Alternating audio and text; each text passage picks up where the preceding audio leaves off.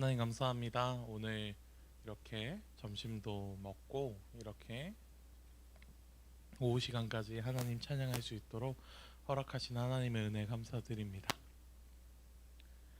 하나님, 우리들 이제 일교차가 심한 계절을 맞이하고 있습니다. 아프지 않게 도와주시고 하나님, 한 주 동안 어떤 삶을 살아왔든지 이 시간에 온전히 하나님을 바라보고 하나님을 예배하는 은혜의 시간 되게 하여 주시옵소서. 사랑합니다. 예수님의 이름으로 기도합니다. 아멘.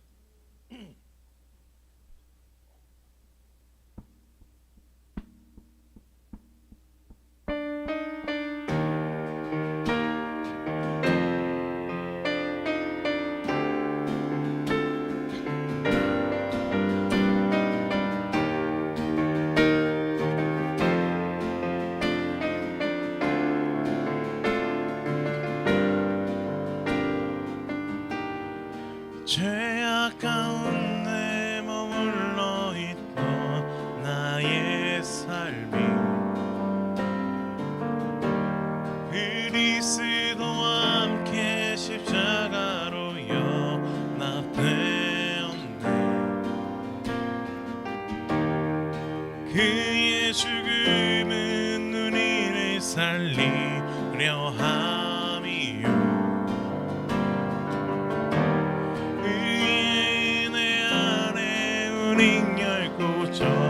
죄함 없네. 십자가 죽음으로 나의 죄도 죽었네. 부활의 영광으로 원한 생명 얻었네.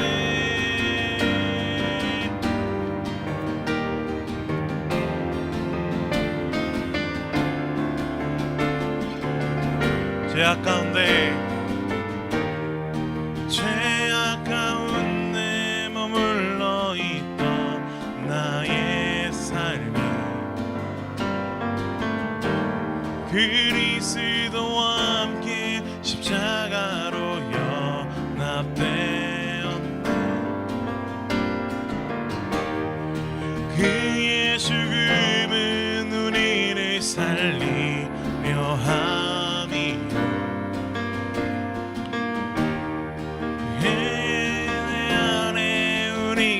고쳐 죄함 없네.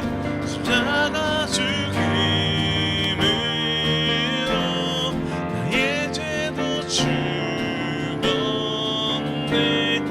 부활의 영광으로 원한 생명 십자가 죽음으로 십자가 죽음으로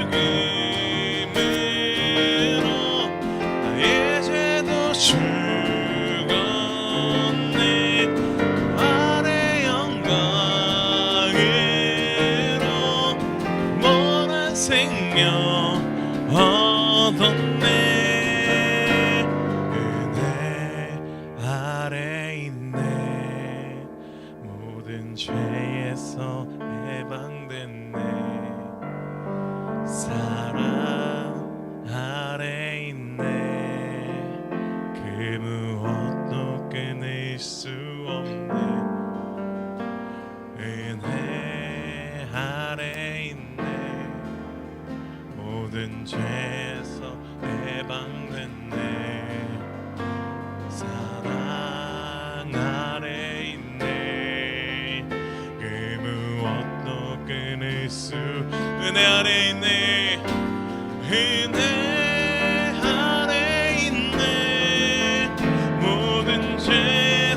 해방됐네.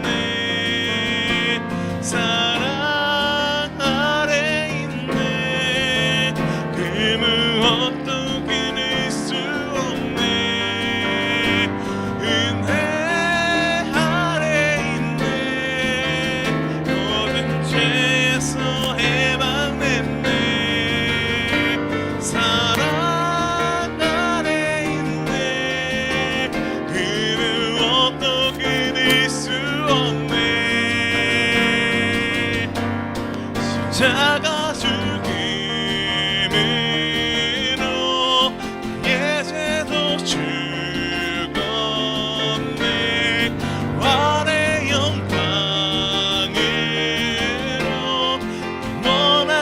생명 십자가 죽음으로 자가 죽음으로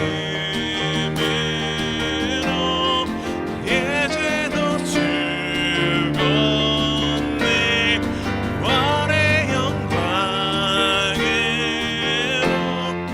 영원한 생명 얻었네.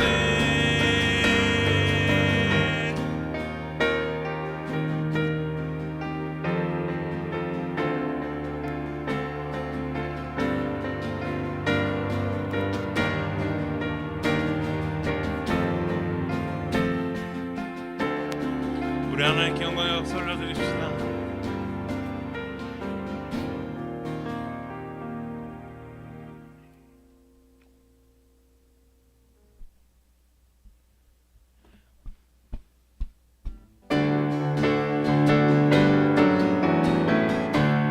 주의 자비가 내려와 주의 자비가 내려와 내려와 주의 자비가 봄비같이 주의 자비가 내려와 나를 덮네. 한 번 더 고백합시다. 주의 자비가 내려와 내려와 주의 자비가 봄비같이 주의 자비가 내려와 나를 덮네. 헤이호 헤이호 주의 자비 하심과 헤이호 주의 은혜로 헤이호 나는 영원히 춤추리. 주의 자비가 내려와 주의 자비가 내려와 내려와 주의 자비가 봄비같이 주의 자비가 내려와 나를 덮네. 한 번 더 고백합니다. 주의 자비가 주의 자비가 봄비같이 주의 자비가 내려와 나를 덮네. 헤이호 헤이호 주의 자비 하심과 헤이호 주의 은혜로 헤이호 나는 영원히 춤추리. 헤이호 헤이호 주의 자비 하심과 헤이호 주의 은혜로 헤이호 나는 영원히 춤추리. 예수 사랑하심을 예수 사랑하심을 거룩하신 만일세 우리들은 약하나 예수 권세만 도다.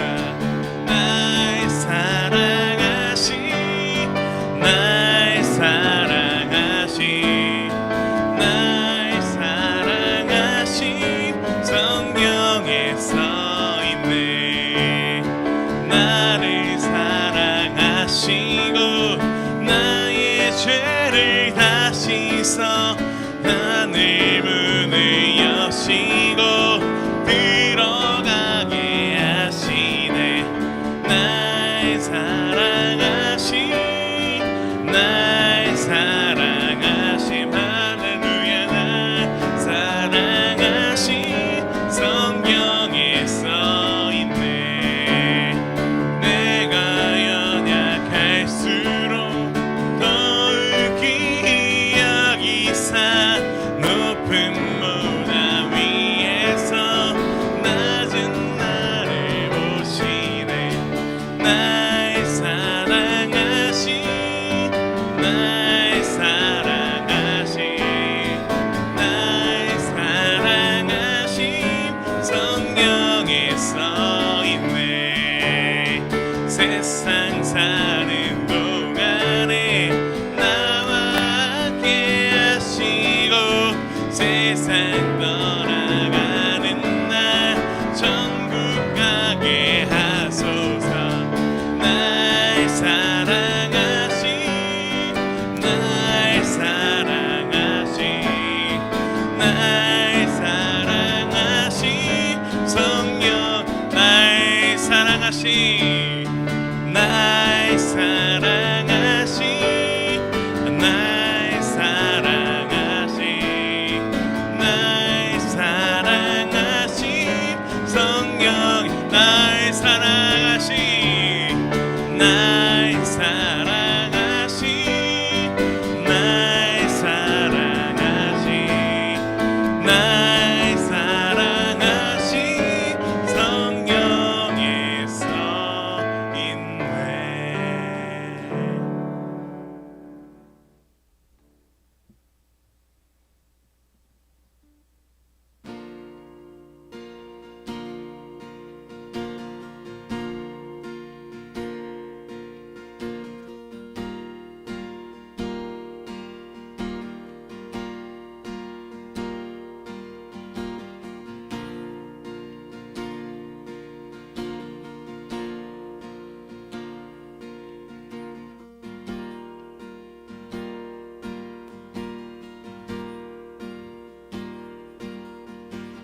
지쳐 포기하고 싶을 때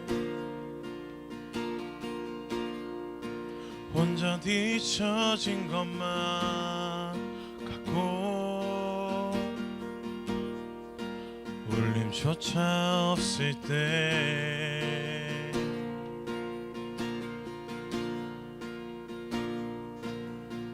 세상에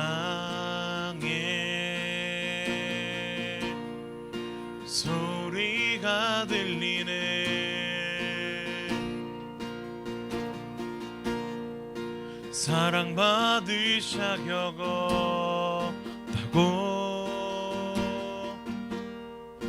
너는 할 수 없다고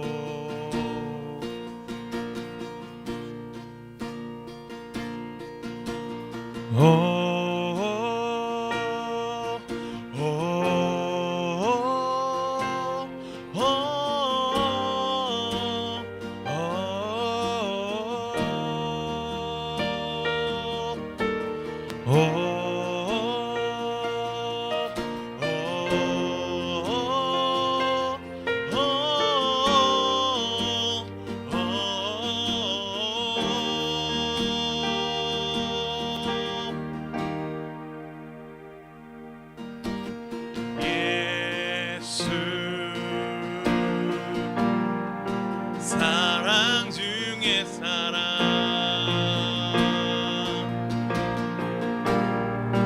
오늘 우리 가운데 오셔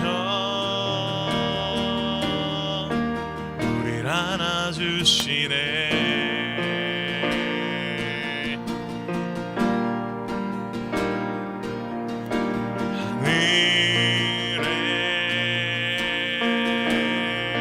소리가 들리네.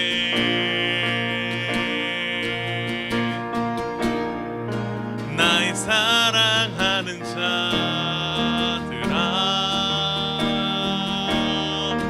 일어나 함께 가자.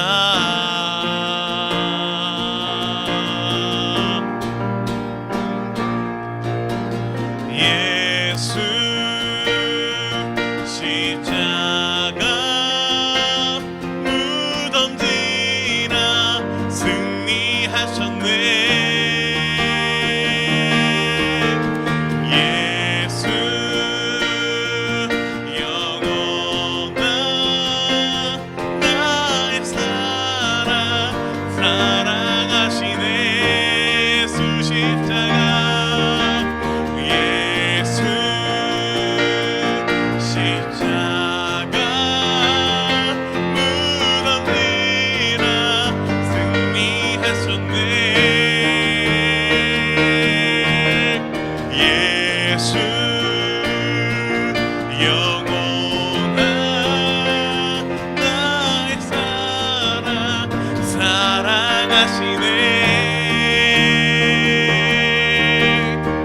사랑 두려운 것 없네.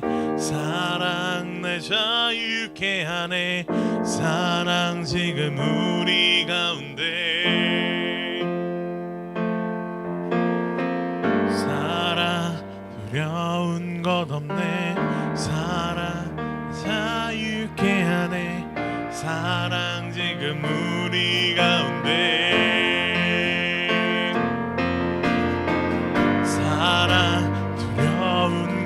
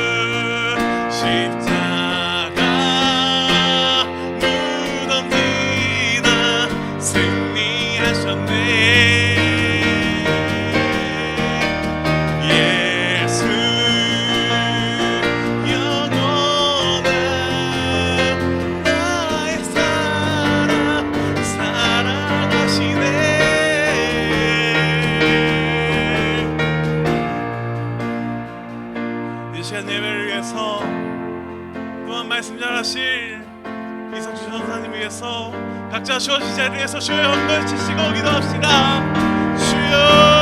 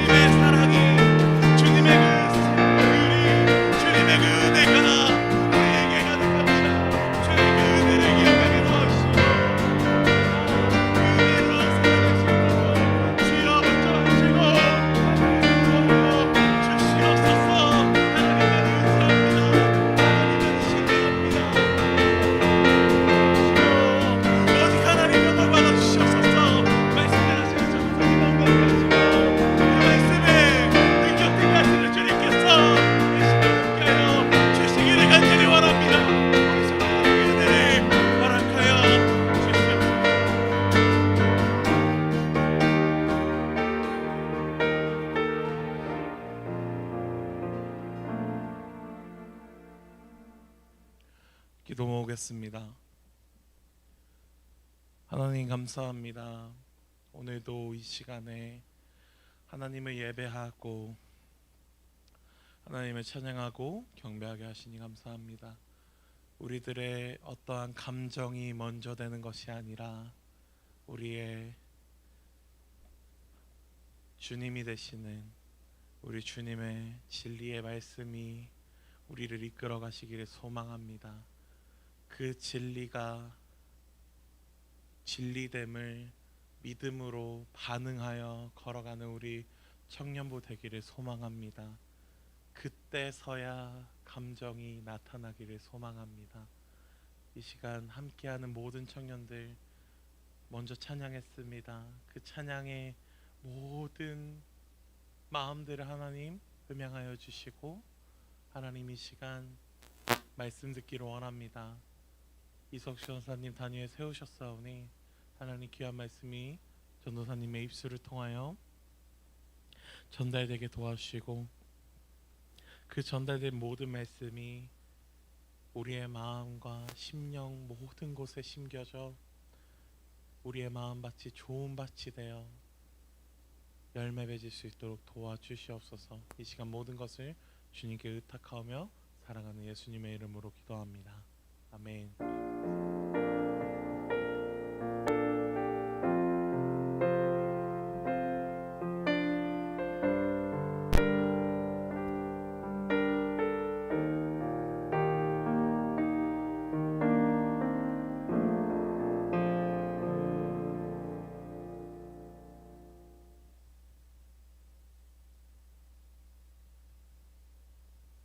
꺼져 있어. 아, 됐다. 우리 같이 서로 이렇게 좀 인사해 볼까요? 너는 사랑받을 만한 애야.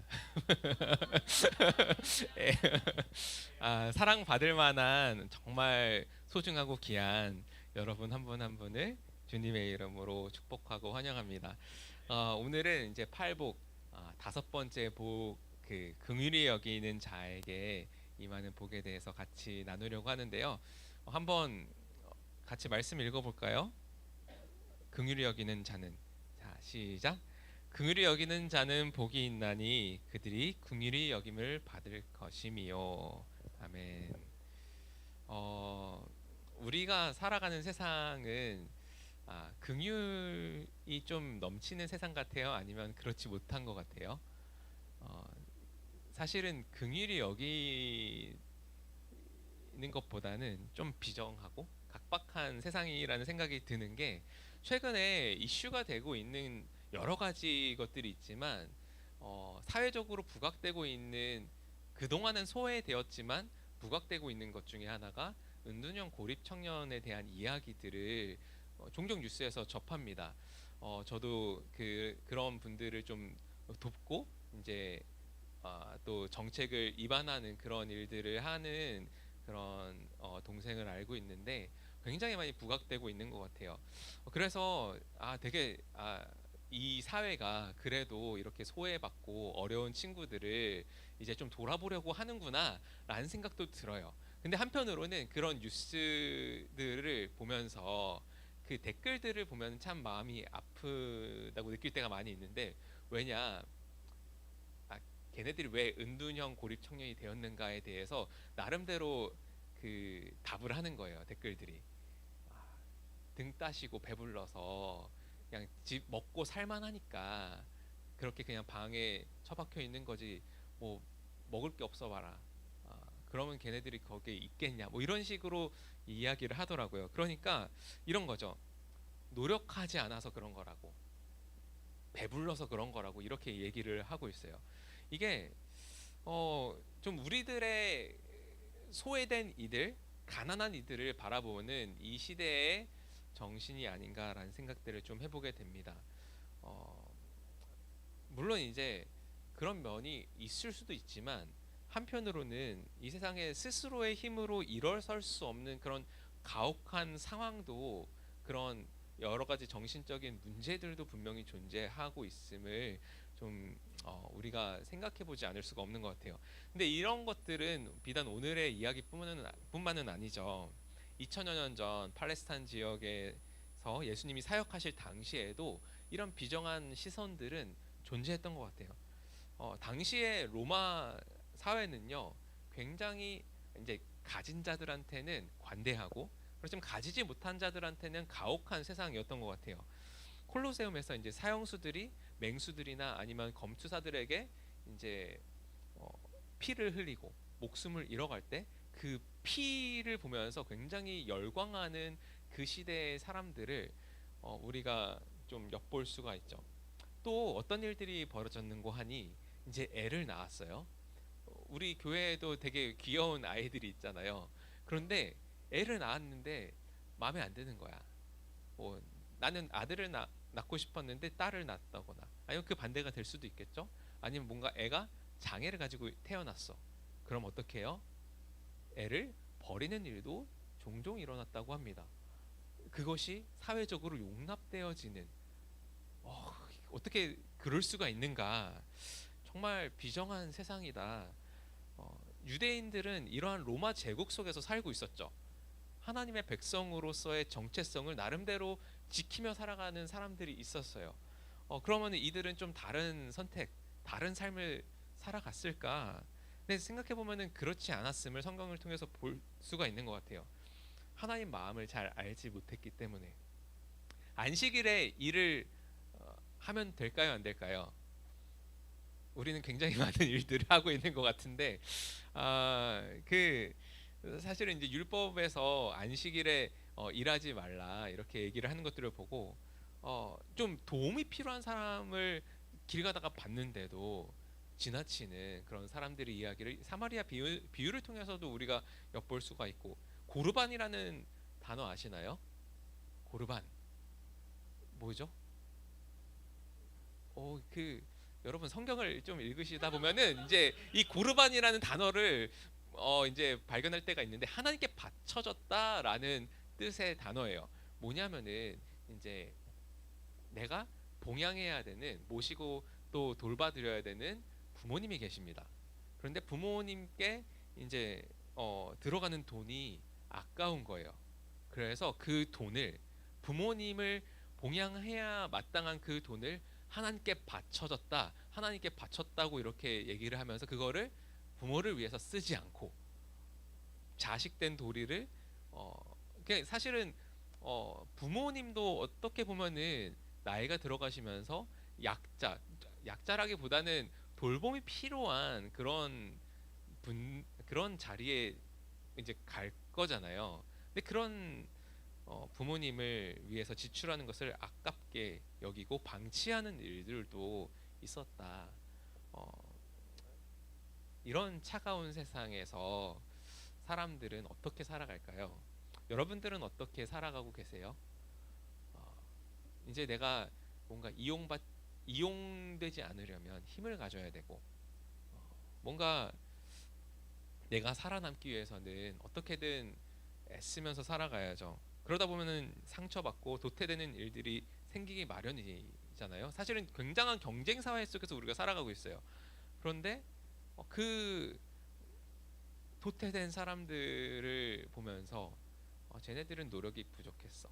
쟤네들이 놀 때 나는 공부했으니까 나는 이걸 누리는 것이 마땅해. 라는 시각으로 살아가는 사람들이 꽤 있는 것 같아요. 근데 한편으로는요, 다른 사람들이 나를 봐줄 때는요, 뭔가 좀 내가 잘못했을 때는 그 대가를 치르지 않았으면 좋겠고, 잘 좀 좋은 게 좋은 거라고 넘어가 줬으면 좋겠고, 좀 그런 생각들이 있는 것 같아요. 다시 말해서 긍휼히 여김을 받고 싶은 마음들이 우리에게 있는 것 같아요. 그 긍휼하심이 없다면 내가 이 모든 내 선택과 내 삶의 모든 행동에 책임을 져야 된다면 진짜 그 짐이 굉장히 무겁게 느껴질지도 모르겠어요. 정말 그렇죠. 근데 예수님께서는 이러한 치열한 세상에서 살아가고 있는 우리들에게 뭐라고 말씀하세요? 긍휼히 여기는 자는 복이 있나니 그들이 긍휼히 여김을 받을 것이라고 이렇게 말씀하십니다. 우리를 둘러싸고 있는 이 제국의 원리로 돌아가는 세상에서 이 악물고 감정에 휘둘리지 않고 자신의 권리를 지키라고 말하는 이 세상 속에서 예수님께서는 거꾸로 남을 돌아봐라. 긍휼히 여겨라. 서로 긍휼히 여겨줘라. 서로를 돌보라. 그러면 너희가 긍휼히 여김을 받을 거야. 이렇게 말씀하시는 거죠. 그래서 오늘 긍휼에 대해서 좀 살펴보려고 합니다. 여러분은 긍휼하면 어떤 이미지가 떠오르세요? 긍휼히 여기다. 어떤 이미지가 떠오르시나요? 어떤 장면이 떠오르시나요? 떠오르시는 게 없나요? 정말 비정한 세상에서 살아가고 있기 때문에 사실은 잘 생각이 안 될 수도 있죠. 이 성경에서는 긍휼이라는 단어가 굉장히 많이 나옵니다. 이제 히브리어에서는 라하밈이라는 단어를 사용하고 있는데 이게 라함이라는 단어, 그러니까 라함이라는 단어는 자궁, 엄마의 자궁이라는 단어에서 이 라하임이라는 이 긍휼히 여긴다는 단어가 파생되었다고 해요. 그러니까 내 뱃속에서 나온 자식에 대한 감정이 1차적으로는 긍휼히 여기는 마음이고 가엾게 여기는 그런 마음. 그게 이제 나중에 좀 더 확장돼서 내 자식뿐만 아니라 내 이웃들에게도 이 긍휼히 여기는 마음으로 가엾게 여기고 이런 마음으로 확장되어져 갔던 것 같아요. 그래서 이사야에서 보면요 이렇게 얘기합니다. 어머니가 어찌 제 젖먹이를 잊겠으며 제 태에서 낳은 아들을 어찌 긍휼히 여기지 않겠느냐. 비록 어머니가 자식을 잊는다 하여도 나는 절대로 너를 잊지 않겠다고 하시면서 엄마의 그 긍휼히 여기시는 그런 마음, 자식을 잊지 못하고 가엾게 여기는 그런 마음. 근데 그 마음보다 내가 너를 더 긍휼히 여기고 사랑한다는 하나님의 또 마음이 담겨 있는 말씀이죠. 배가 고파서 애가 울고 있을 때 엄마는 어떻게든 아이에게 젖을 먹이려고 애쓸 거예요. 그냥 두고 볼 수 없는 마음이겠죠. 어떻게든 그 아이의 필요를 채워주고 싶은 마음, 그게 긍휼의 마음이다 말씀하고 있는 것이고, 또 엄마만 그런가 성경에서 보니까요 예레미야 31장 20절에 보니까 아빠로서 아들에 대해서 가지는 반응으로 이렇게 나와 있기도 합니다. 에브라임은 나의 귀한 아들이라, 내가 가장 사랑하는 자식이다. 그를 책망할 때마다 더욱 생각나서 치근한 마음이 들어서 불쌍히 여기지 않을 수가 없구나. 때론 자식이 잘못합니다. 책망합니다. 사실은 요즘에 이제 그 자식을 키우다 보면은 마음을 읽어줘야 된다고 얘기를 많이 해요. 그 아이가 잘못했더라도 왜 그랬니? 너의 감정은 어땠니? 그렇구나. 이렇게 하지만 또 한편으로는 그런 것들 때문에 이제 책망하지 못하고 잘못을 잘못이라고 얘기해주지 못하는 부분들도 많이 있는 것 같아요. 근데 그 균형이 정말 필요하다라는 생각이 들어요. 잘못 나아가는 뭔가 인간으로서의 도리를 벗어나고 있는 것처럼 느껴지는 그런 순간들, 그때 그런 자식을 향한 치근한 마음, 정말 자식이 행복했으면 좋겠잖아요. 정말 인간으로서, 사회인으로서 이 사회 공동체 안에서 건강하게 자라가기를 원하는 마음. 근데 그러지 못할 때 그 자식을 보는 아버지의 마음. 다시 말해서 긍휼이라는 단어는 하나님께서 또 자녀된 우리들에게 품고 계신 마음이다라고 볼 수가 있겠죠. 하지만 이 단어는요, 단순히 그렇구나, 너의 마음이 정말 힘들었겠구나, 아이고 나도 힘들다, 이런 감정, 그런 마음에서 그치는 단어가 아닙니다. 오히려 행위로, 이 사랑이 표현되어짐으로 완성되는 단어입니다. 열왕기하 13장에 보니까요, 하나님께서 이스라엘 백성에게 은혜를 베푸셔서 그들을 불쌍히 여기십니다. 그리고 그들을 굽어 살피셔서 그들을 멸망시키지 않으시고 주님 앞에서 쫓아내지 않으신다. 이런 하나님의 액션까지 들어가는 그런 단어임을 좀 보여주고 있어요. 신약에서는요, 이제 엘리오스라는 단어가 이제 사용되고 있습니다. 오늘 본문에서도 엘레오스라는 단어로 이제 헬라어가 되어 있는데, 긍휼이라고 이제 번역될 수도 있고 자비라고도 번역될 수 있는 단어입니다. 영어로도 이제 mercy라고 번역되기도 하고 compassion이라는 단어로 번역되기도 합니다. 몇 주 전에 compassion이라는 단어에 대해서 한번 설명한 적이 있어요. 기억이 나시나요? com과 passion의 합성어라고 했죠. 근데 passion이 뭐라 그랬죠? Passion of Christ. 그리스도의 열정이 사실은 우리가 단어장 외울 때 제일 먼저 나오는 단어이긴 하지만, 근데 또 순환, 고통이라는 단어. 그래서 예수님께서 십자가에 걸어가신 그 사건을 Passion of Christ, 그리스도의 순환이라고 얘기를 합니다. 아무튼 그런 패션이란 단어의 고통, 같이 아픔. 근데 이제 콤은 뭐예요? 함께하다, 컴패니언, 그런 동료라는 뜻이죠. 아무튼 함께 아파하는 마음, 같이 아파하는 마음, 그게 바로 이 긍휼이라는 단어라고 하는 것이죠. 오카는 목사님은요, 이 긍휼이라는 단어를 설명하시면서 이 단어가 동일시하다라는 단어로 표현된다고 설명을 하시더라고요. 어려움에 처한 어떤 형제나 자매를 보았을 때 그 처지에 나를 갖다 놓고 할 수만 있다면 그 형제 자매 입장에서 함께 느끼고 함께 아파하고 함께 하면서 그를 도와주려고 하는 그런 일련의 태도와 행위를 이 긍휼히 여기는 마음이라고 얘기를 하고 있습니다. 이런 점에서 볼 때 하나님보다 우리를 긍휼히 여기시는 분은 없는 것 같아요. 왜냐하면은 하나님께서는 우리를 그렇게 실제로 그렇게 동일시 하셨기 때문에, 하나님께서 사람이 되셔서 우리의 몸을 입고 이 땅에 오셔서 우리가 당하고 있는 고통 속에서 함께 아파하시는 분으로 성경은 예수님을 그리고 있죠. 이 성육신 사건이 그래서 굉장히 놀라운 거예요. 하나님은 굳이 그렇게 안 하셔도 되는데 하나님께서는 우리와 함께 아파하시기 위해서, 우리를 물론 구원하시기 위해서도 오셨지만 그 전에 함께 이 땅에서 일어나는 수많은 질고를 같이 지고 겪으셨다라는 거예요.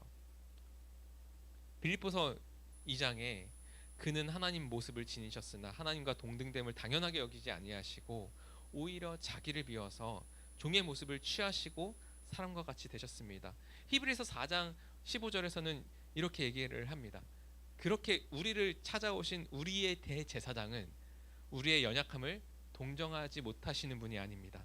그는 모든 점에서 우리와 마찬가지로 시험을 받으셨지만 죄는 없으십니다. 2장 18절에서 그는 몸소 시험을 받아서 고난을 당하셨으므로 시험 받는 자들을 도우실 수 있습니다. 우리와 마찬가지로 시험을 당하시고 고난 당하셨던 그런 예수님이시기 때문에 시험 당하는 우리들을 도우실 수 있는, 우리의 연약함을 동정 못하시는 분이 아니라 우리의 연약함을 아시고 또 도우실 수 있는 분으로 예수님은 성경에서 나타나고 있죠. 예수님의 삶을 보면요, 이러한 긍휼이 정말 곳곳에서 묻어나옴을 여러분은 많이 발견하실 수 있을 것 같아요. 예수님에게 한 번은 나병 환자가 찾아옵니다. 나병 환자 여러분 보신 적이 있으신가요? 한센병, 피부에 뭔가 곰보가 일어나고 그래서 사람들로부터 굉장히 배척받았던, 그들을 만지면 부정해진다라고 여겨서 율법에도 그렇게 얘기를 하고 있으니까 그래서 공동체로부터 가족으로부터 사회로부터 격리이 되어서 그렇게 살아가고 있던 나병 환자가 예수님을 찾아옵니다. 예수님은 어떻게 하셔야 했을까요? 그 당시의 관습, 그 당시의 문화 속에서 지탄받지 않으려면 멀리 가야죠. 거리를 둬야 됩니다. 그런데 예수님은 오히려 그의 피부에 손을 얹어주시고 그를 고쳐주시죠. 어떻게 보면은 그 나병 환자로서는 정말 오랜만에, 아니 기억도 안 날 만큼 오랜 세월 동안 다른 사람들의 그런 손길을 느껴보지 못했을 거예요. 여러분 서로 안 안아주긴 하지만 아무튼 어 누군가 안아주고 이렇게 사실 저도 이제 애들을 안아주긴 되게 많이 안아주는데 또 한편으로는 엄마 아빠를 안아드린 적이 진짜 오래됐다라는 생각이 들 때가 있어요. 그래서 이번 추석 때 여러분 부모님을 한번 안아주시기를 그래도 사랑한다 이렇게 말씀해 주시면 좋겠지만 아무튼 저는 개인적으로 그렇게 해야 되겠다. 좀 죄송하더라고요.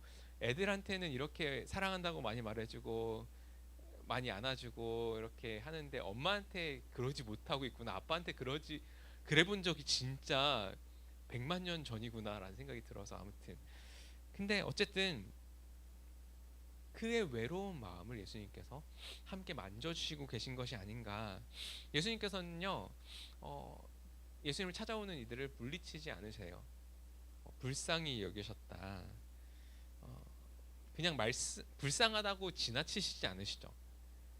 하나님 나라 복음을 전해주시고 병든 자들은 치유해주시고 귀신 들린 자들은 고쳐주시고 배고픈 이들은 먹여주시기까지 합니다. 이 주님 안에 품으신 불쌍히 여기시는 마음이 그분의 행동으로 그분의 사역으로 이어졌던 거죠. 그런 의미에서 이 긍휼은 실제적인 행동, 아까도 구약에서도 그런 이야기를 같이 나눴었잖아요.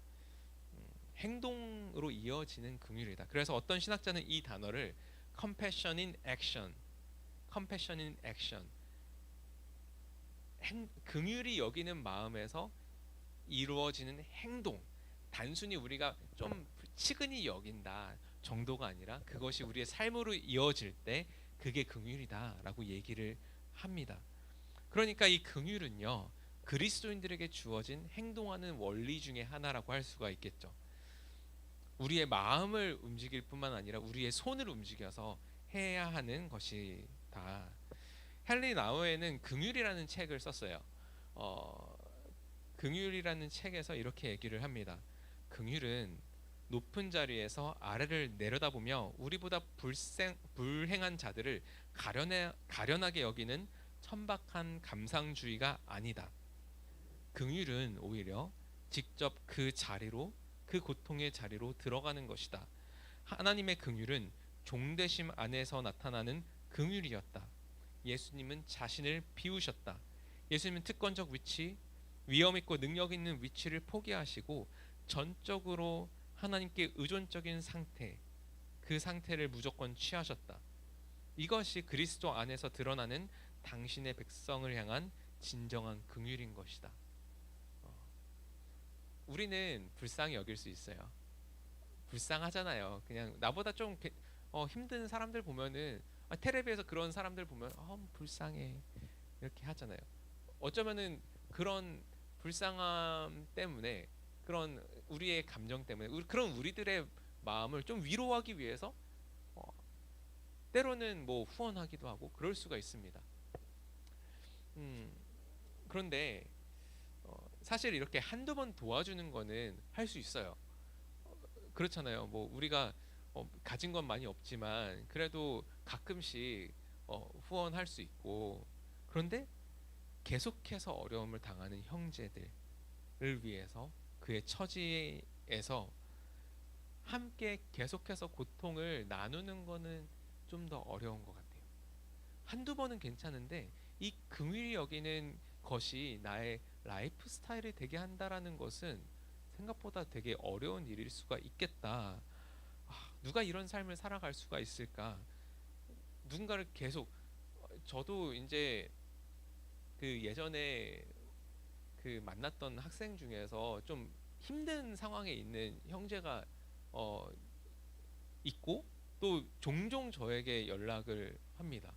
그런데 어 최근에 만났을 때는 제가 너무 답답한 거예요. 제가 말한 걸 듣지도 않고 계속 힘들다고 얘기를 하고, 그 친구도 여러 가지 문제들을 가지고 고분분투하고 있지만 또 변하지 않는 것들이 너무 안타깝기도 하고, 그래서 막 다그치였던 것 같아요. 근데 다그치고 나서 이게 맞나 또 싶고, 그 아이의 입장에 서서 같이 아파하는 마음이 있다라고 생각했는데, 그때 만났을 때는 그게 좀 어렵다고 느껴졌어요. 계속해서 같이 연대하고 아파하는 게 내 힘으로는 진짜 힘든 일이구나. 근데 아, 그 이후에 하나님께서는요 계속 좀 그런 메시지를 주세요. 너 은혜로 구원받았잖아. 너가 뭐 잘나서가 아니라, 너가 뭔가 공로를 세워서가 아니라, 너가 뭔가 자격이 있어서가 아니라, 그냥 내가 은혜를 준 거를 너는 좀 기억했으면 좋겠다. 한 2주 동안 그런 이야기들을 설교를 들을 때마다 듣는 거죠. 너는 용납받았어. 너가 해서가 아니라 어, 그런 거죠. 참 되게 죄송하더라고요. 하나님한테. 하나님이 우리에게 긍휼히 여기라고 말씀하시잖아요. 근데 우리가 불가능한, 우리가 할 수 없는 것들을 하나님께서 요구하시는 걸까요? 아니면 너희가 받아보지 못한 거를 우리가 나눠주라고 얘기하시는 걸까? 그렇지 않죠. 하나님은 먼저 우리를 찾아오셔서 먼저 하나님의 긍휼과 은혜를 우리에게 부어주셨죠. 그 받은 은혜를 너희가 나눠주라, 흘려보내라. 그러니까 우리가 긍휼히 여기는 사람이 되기 위해서는요, 먼저 그 하나님의 은혜, 그 하나님의 긍휼히 여기시는 그 긍휼하심을 좀 묵상하고 그 안에 거하면서 누릴 필요가 있는 것 같아요. 성경 도처에는요 하나님께서 우리를 어떻게 긍휼히 여기셨는지에 대한 수많은 이야기들로 가득합니다. 그 중에 몇 가지만 읽어드릴게요. 느헤미야에 주님께서는 은혜로우시며 사람을 불쌍히 여기시는 하나님이시기에 그들을 끔찍히도 불쌍히 여기셔서 멸망시키지도 않으시고 버리지도 않으셨습니다. 시편에 부모가 자식을 가엾게 여기듯이 주님께서는 주님을 두려워하는 사람을 가엾게 여기신다. 시편 145편에 여호와는 은혜로우시며 긍휼이 많으시며 노하기를 더디하시며 인자하심이 크도다. 이 놀라우신 하나님의 긍휼이 오늘 우리가 아까 찬양했던 것처럼 예수 그리스도의 십자가에서 정말 극명하게 선명하게 나타났죠. 우리가 사랑받을 만한 자격이 있어서가 아니라, 우리가 뭔가 어떤 조건을 충족했기 때문이 아니라, 우리가 아직 죄인 되었을 때 그리스도께서 우리를 위하여 죽으심으로 하나님의 우리에 대한 자신의 사랑을 확증하셨느니라고 성경은 우리에게 얘기해 주고 있습니다. 에베소서에서는 긍휼이 풍성하신 하나님이 우리를 사랑하신 그 큰 사랑으로 인하여 허물로 죽은 우리를 그리스도와 함께 살리셨다. 긍휼이 풍성하신 하나님께서 그 사랑으로 우리를 죽음에서 살리셨다라는 것이죠. 이것을 우리가, 여러분은 이 긍휼하심, 이 은혜를 누리고 계신가요?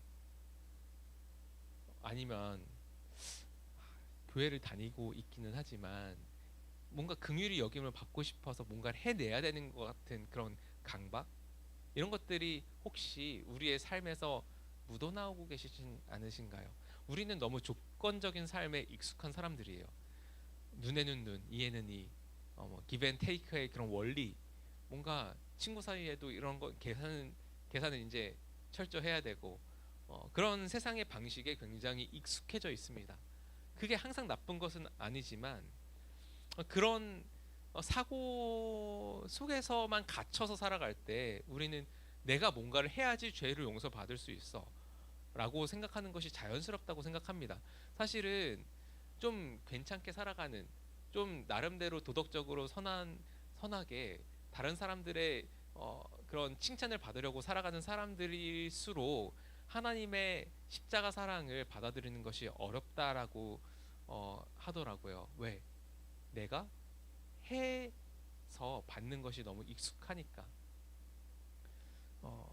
근데 그것이 아니죠. 우리는 모두 다 죄인이고 우리의 힘으로는 하나님의 영광에 이를 수 없는, 죽을 수밖에 없는 존재라. 그러니까 결국에는 그 크신 하나님의 은혜 그리고 나의 죄인됨, 이 간극이 크면 클수록 이 하나님의 은혜는 크게 느껴질 수밖에 없는 것이죠. 그게 여기에 이제 그렇게 은혜를 받았어, 나는 이제 긍휼의 영을 받았어라고 하면서 이제 하나님을 위해서 난 살아갈 거야라고 우리는 그 은혜를 입은 자로서 생각할 때가 있습니다. 그런데 우리가 실수할 때가 있어요. 잘못 생각할 때가 있어요. 하나님을 위해서 내가 뭔가를 해 드리는 것으로 내가 이제는 하나님의 은혜에 보답하는 삶을 살겠어. 근데 여기에 어느 순간 내가 하나님을 위해서 이렇게 일한 봉사한 것들이 나의 공로가 되어서 내가 이만큼 했습니다, 주님.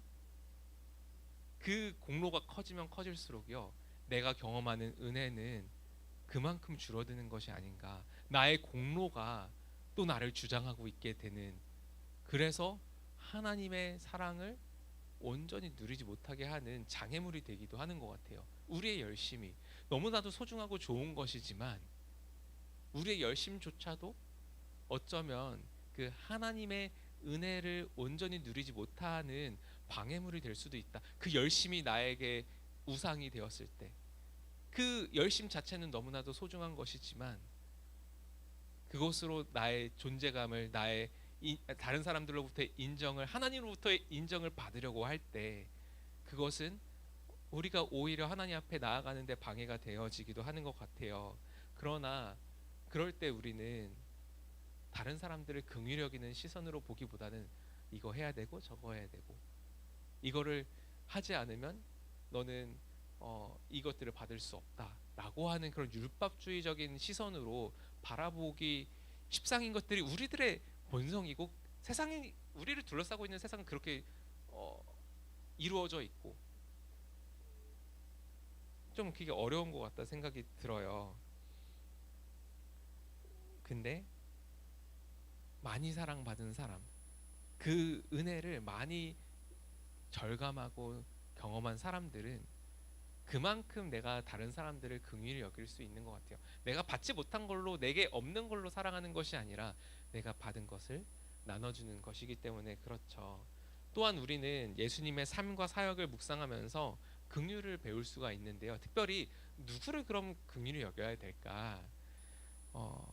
예수님께서는요, 마태복음 9장에 보니까 무리를 보시고 그들을 불쌍히 여기셨다라고 얘기합니다. 그 무리들이 어땠어요? 마치 목자 없는 양과 같이 고생에 지쳐서 기운 빠져 있었기 때문이다라고 얘기를 하시죠.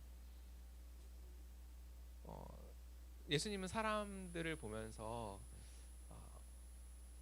목자를 잃은 것처럼 유리하고 방황하고 있는 사람들을 보면서 불쌍히 여기셨습니다. 다시 말해서 하나님 없이 살아가는 사람들, 그들을 불쌍히 여기셨어요. 그냥 예수님이 사람들을 볼 때 뭔가 그 사람이 어떤 지위고 어떤 직업이고 잘 살고 못 살고 아니 귀족이고 천민이고 이런 것들이 아니라 하나님을 목자로 여기고 있는가, 그 목자 대신 주님의 음성을 듣고 따라가고 있는가, 아니면 그렇지 못하는가.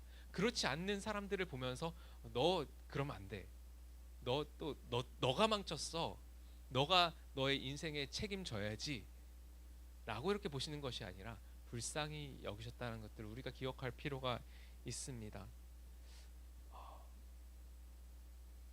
그래서 예수님께서는 제자들에게 말씀하시죠. 추수할 것은 많은데 일꾼이 적다. 너무 안타까운 거예요.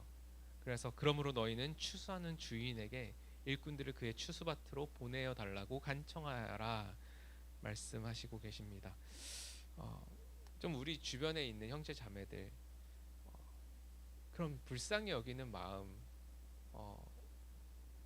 가질 수 있으면 좋겠고 그 불쌍히 여기는 마음이 우리들의 삶의 액션으로 어떻게 나올 수 있을까 고민해 보셨으면 좋겠어요. 항상 느끼는 거지만 여기 예배 전에 앉아 있다 보면 참 재밌습니다. 청년들은 분명히 왔다 갔다 하고 있는데 옛날에는 여기 있다가 예배가 시작되면 사라지는 청년들을 보고 야속한 마음도 들고 그렇잖아요. 왜 안 오지? 그리고 좀 그런 마음이 있었는데 하나님의 마음은 그게 아니겠구나. 물론 하나님 없이 살아간다는 건 아니지. 그렇지만 함께 이렇게 예배드리고 같이 마음을 알아가는 그럴 수 있다면 얼마나 좋을까. 이게 불쌍히 여기는 마음이어야 하나 싶기도 하지만 좀 안타까운 마음 그리고 그 마음이 우리들의 좀 실제적인 액션으로 어떻게 나타나고 그들을 또 초청해서 함께 같이 예배 공동체로서 우리가 이 청년부가 세워져 갈 수 있을지 좀 같이 고민하고 기도하고 주님의 마음을 구하는 저희들이 될 수 있으면 좋겠다 생각이 들어집니다. 또 예수님께서는요 고통 중에 있는 사람들을 위해서 특별한 관심을 갖습니다. 또 사회적으로 소외받고 스스로 살아갈 수 없는 이들을 향해서 특별한 관심을 보여주세요. 고아와 과부로 대표되어지는 그런 이들을 어떻게 돌볼 것인가. 병든 자들, 장애인들, 세상에서 버림받고 여김을 받는 건가? 라고 생각을 좀 해보게 됐어요. 근데 성경을 읽으면 읽을수록 이게 대가인가? 대가 아닌 것 같은데? 하나님이 먼저 우리를 긍휼히 여겨주셨는데? 라는 것들을 좀 생각해 보게 됐어요. 이미 우리는 긍휼히 여김을 받은 사람들입니다. 우리가 자격이 있어서가 아니라 우리가 공로를 충분히 해냈기 때문이 아니라 은혜로 자격 없는 우리를 의롭다 여겨주신 하나님의 은혜구나. 다만 뭐예요? 우리가 진정으로 누군가를 긍휼히 여길 수 있다면 그것은 이미 우리가 하나님으로부터 긍휼히 여김을 받고 있다라는 것에 대한 반증일 수가 있겠다. 이미 받은 긍휼이 우리의 삶에서 나타나는 것이구나. 그리고 그렇게 우리가 누군가를 긍휼히 여길 때 우리가 이미 긍휼히 여김 받은 존재임을 그리고 또 우리가 서로 이렇게 용납하고 사랑하도록 창조된 존재임을 깨닫게 되는 것 같아요. 김남준 목사님은 이렇게 이것을 얘기하십니다. 아무리 많은 사람에게 분에 넘치는 사랑을 베풀어도 외로울 수가 있다. 그러나 한 사람을 불쌍히 여기는 사람은 외롭지 않습니다. 이미 그가 사랑 안에 있기 때문입니다. 그러므로 외로운 사람의 친구가 되어 주십시오. 슬픈 자의 위로가 되십시오. 흐느끼는 자의 눈물을 닦아 주십시오. 그가 홀로 있지 않음을 느끼기 전에 당신이 혼자가 아님을 먼저 느끼게 될 것입니다.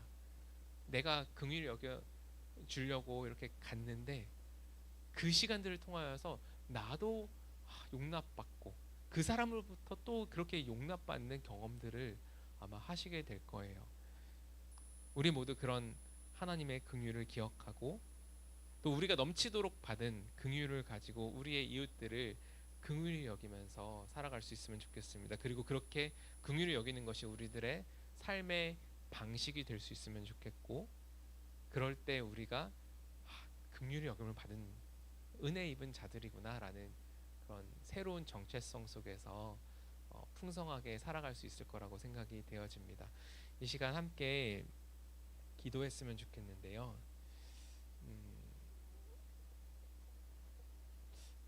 찬양 하나 할까요? 사실은 준비되어 있는 찬양은 아닌데 뭔가 찬양 하나 하고 싶어. 뭐하지? 한량없는 은혜 갚은 갚을 길 없는 은혜 내 삶을 애워싸는 하나님의 은혜.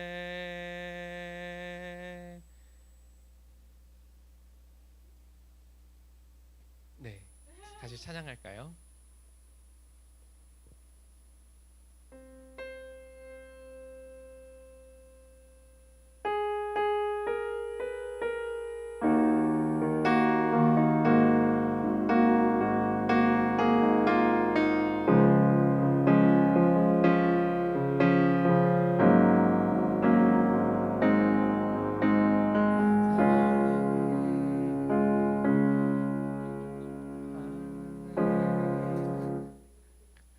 공유해 줄래요?